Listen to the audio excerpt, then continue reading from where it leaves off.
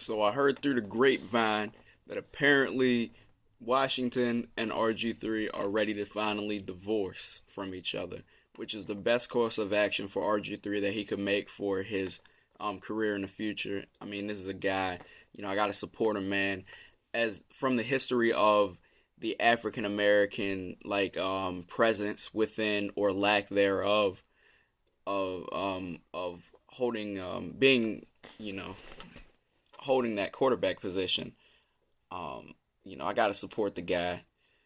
Not to make it about race, but I heard that the Redskins, they want to offer RG3 away for either a fifth or sixth round draft pick, and I figured, man, and this is really coming from my lack of trust for Matt Schaub. If something were to happen to Joe, I don't think he would be able to lead this offense to any success. I don't think we'd get any wins at all. I understand why we made the acquisition. I pray to God that we do not have to start him at all. I would much rather prefer RG3 behind Matt Schaub because with our O-line, since it's light years ahead of Washington's, I mean, he could really morph back into that quarterback he was in 2012. I mean, I understand he's trying to become more of a pocket passer. Plus, we have the quarterback whisperer. We have the quarterback whisperer himself in Mark Trestman.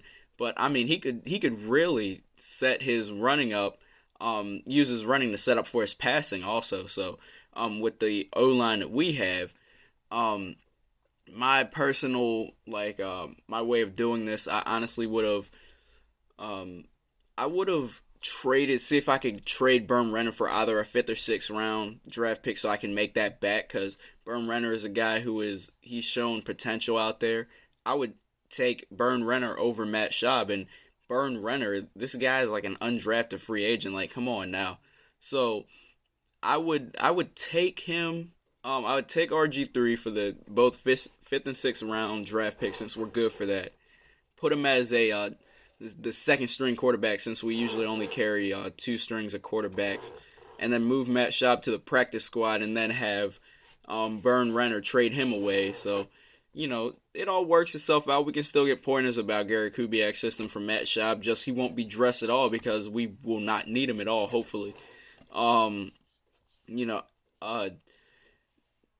there's a reason why Kirk Cousins wasn't sacked at all in that preseason game versus us. Yeah, he threw an interception, but he wasn't sacked at all. So, I mean, you tell me. Just think about it for a second. But I see the teams that are interested in RG3 right now are the Browns, the Eagles, and the Cowboys. There was this article saying that he'd be a good fit in Seattle. I think so also, because they definitely have continuity at second string since T-Jax is out, thanks to their O-line. With that O-line that I see, I honestly, and I'm not wishing this on them, but I could see Russell Wilson getting injured. I mean, yeah, they don't have Max Unger anymore, and that was their guy on that line.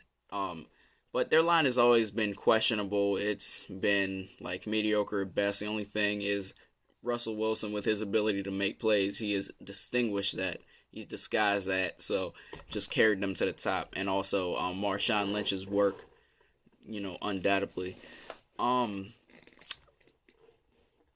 Yeah, I could see him fitting in Seattle as a second string, and they could keep T-Jax as a third string just in case, since T-Jax is one of the guys who's been in that system for years. So he know their system. I don't know about any of their other quarterbacks, but, I mean, yeah, I'd definitely love to have RG3 here.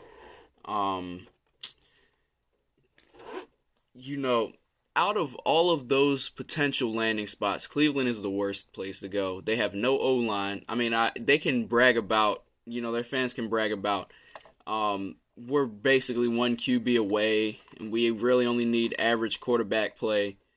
But, I mean, it's not going to happen for them. With that O-line, they would need they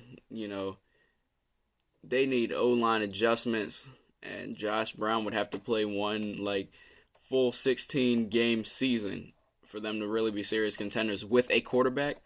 I don't see that being a good move for him. I can understand if the Redskins dealt him away because they're like, okay, yeah, Cleveland has a history of being the sadness factory or factory of sadness. Why trade him to the Eagles or the Cowboys when they're division rivals. The best place I think would be Philly for him. That system that Chip has orchestrated, that is tailor made for a quarterback like RG3. Um, Dallas, because of their line, and he wants to be more of a pocket passer. He get to learn a lot of pointers from Tony Romo. I just don't see him playing there because Tony Romo is staying healthier these days. I could see him playing in Philly because Sam Bradford is injury prone. Then he could be definitely a good number two, and then you have Mark Sanchez. Really should have Matt Barkley as their third string, and then just deal Mark Sanchez and Tebow away.